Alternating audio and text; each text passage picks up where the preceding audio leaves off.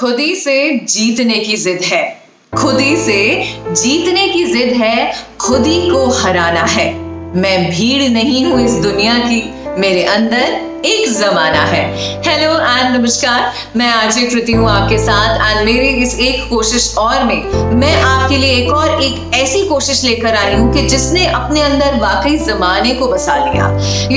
ये उस जमाने की बात है जब लड़कियों के लिए बहुत कम स्पोर्ट्स होते थे। इनफैक्ट कह लीजिए कि पढ़ाई ही एकमात्र सहारा होती थी कि लड़कियों के लिए तो अगर कुछ करना है तो वो पढ़े लिखे टीचर बने, और अगर किसी स्पोर्ट्स की बात आए तो स्पोर्ट्स में क्या है, ज्यादा से ज्यादा आपको दौड़ना है, पीटी उषा जैसे बनना है, दैट्स इट। लेकिन पायनियर बनने का, सबसे पहला बनने का मजा ही कुछ और है, और उन्होंने अपनी जिंदगी में यही किया। उनके बचपन की शुरुआत वहां से हुई जब वो अपने पिता को उस गेम में खेलते हुए देखती थी और देखती थी कैसे उनके पिता एक अच्छे से दिल लगा के अपने उस पैशन को फॉलो करते हैं। तो बस वही पैशन उन्हें भी फॉलो करना था।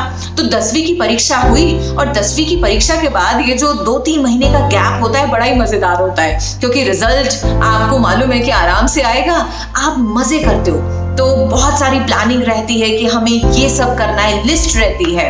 वो उम्र भी ऐसी रहती है, तो उनकी भी उम्र वही थी। हालांकि उन्हें उस स्पोर्ट्स में बड़ी दिलचस्पी थी, पर अपने दोस्तों का साथ ज्यादा प्यारा था। लेकिन जब उनके एक कोच ने देखा कि उनकी ये जो कला है बहुत खूबसूरत है और इसे निखारना बहुत जरूरी है, तो कह दिया कि तुम्हें अब मेहनत करने की जरूरत है। तो सुबह 6:30 बजे से आ जाओ और आकर मेरे साथ इसको प्रैक्टिस करना शुरू कर दो। तो शाम तक तुम्हें यही करना है इस पूरी छुट्टियों में।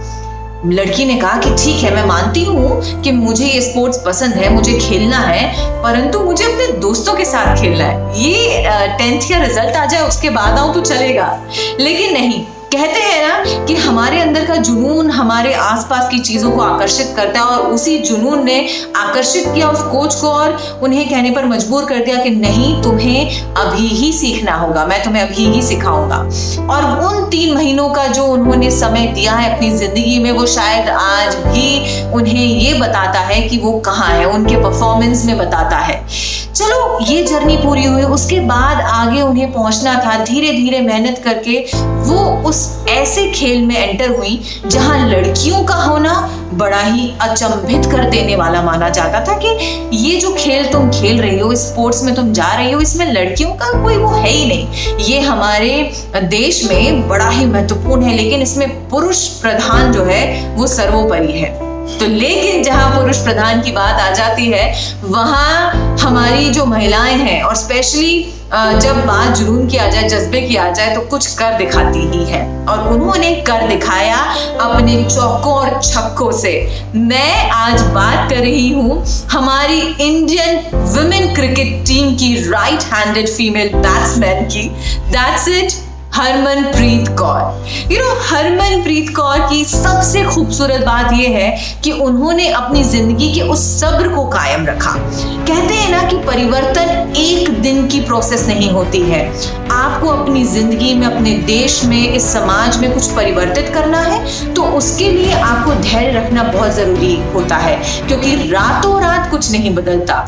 कई रातें, कई दिनों की तपस्या होती है जब एक बड़ा परिवर्तन होता है, और वही परिवर्तन हरमनप्रीत कौर या उनके साथ के कई खिलाड़ियों की वजह से हमारे इंडियन वुमेन क्रिकेट में आ पाया। और वो जो पहचान मिली वो ऐसे ही कुछ खिलाड़ियों के कारण मिली। और हरमनप्रीत को सबसे पहली पहचान मिली जब उन्होंने T20 वर्ल्ड कप में अपना सेमीफाइनल मैच खेला ऑस्ट्रेलिया के खिलाफ, और वहां उन्होंने जो स्कोर किया है, जो उनकी पारी रही है, वो इतनी खूबसूरत रही है कि कई इंडियन क्रिकेट टीम के बैट्समैन, हमारे कपिल देव से लेकर विराट कोहली तक, उन्हें सलाम करते हुए दिखाई दिए सोशल मीडिया पर।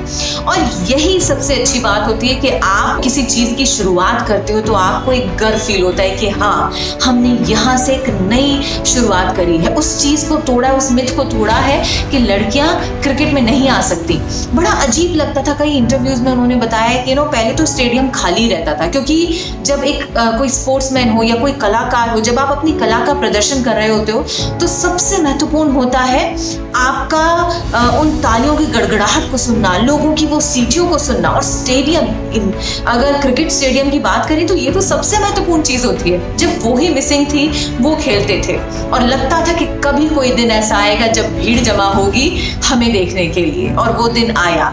ऐसे ही कुछ खिलाड़ियों की वजह से, हरमनप्रीत कौर के कई शानदार पारियों की वजह से, और वो पारियां आज भी जारी हैं। उनकी आक्रामक बल्लेबाजी उनकी पहचान है, लेकिन वही धैर्य उनका जो है हथियार भी है।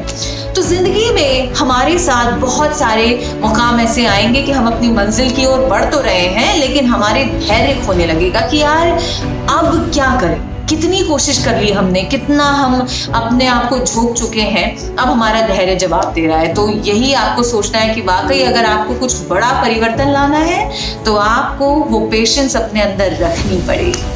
इसी नोट के साथ कि हम हमारी जिंदगी में आगे बढ़ते रहेंगे और हरमनप्रीत कौर जैसे कई खिलाड़ी, कई लोगों, कई प्रेरणा देने वाले ऐसे जज्बों के साथ हम ये सीखते रहेंगे कि हमारे जज्बे को कायम रखने के लिए हमें धैर्य का सहारा और साथ दोनों की जरूरत है।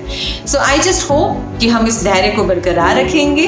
मैं आपसे यूं ही मुलाकात करती रहूंगी अलग अलग सोशल मीडिया प्लेटफॉर्म्स के जरिए, लेकिन मेरे YouTube चैनल को आपको लाइक और सब्सक्राइब करना है, क्योंकि ऐसे बहुत सारे लोग हैं जो हमें रोज कुछ सिखा रहे हैं। छोटी से लेके बड़ी चीज तक हासिल करवाने का जो उनका किरदार है वो यहाँ पूरा होता है। तो ऐसी कुछ कहानियां जो किस्से थे, उन्हें जानने के लिए आपको मेरे इस YouTube चैनल को सब्सक्राइब करना होगा और लाइक करने होंगे ऐसे वीडियोस, ताकि मैं आपको आगे और ऐसे लोगों के बारे में बताती रहूं, उनकी जिंदगी के बारे में बताती रहूं, ताकि हमारी जिंदगी में हमें प्रेरणा हर पल हर क्षण मिलती रहे। नमस्कार।